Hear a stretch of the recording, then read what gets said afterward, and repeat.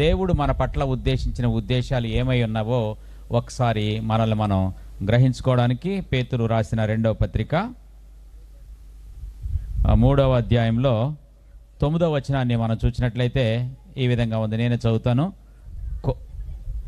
కొందరు ఆలస్యమని ఎంచుకొనున్నట్లు ప్రభు తన వాగ్దానమును గురించి ఆలస్యము చేయువాడు కాడు, కానీ ఎవడునూ నశింపవలనని ఇచ్చయింపక అందరూ మారు మనసు పొందవలనని కోరుచు మీ ఎడల దీర్ఘశాంతము గలవాడై ఉన్నాడు. దేవునికి స్తోత్రం.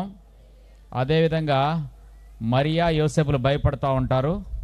భయపడొద్దు అని ప్రభు దూత చెప్పినట్లుగా చూస్తాం. అదేవిధంగా గొర్రెల కాపర్లు భయపడుతూ ఉంటుంటే మీరు భయపడొద్దు, ఇదిగో ప్రజలందరికీ కలగబోవు మహా సంతోషకరమైనటువంటి సువర్తమానం. ఈరోజు సువర్తమానం ఏంటంటే రక్షకుడు మీ కొరకు ఉదయించాడు.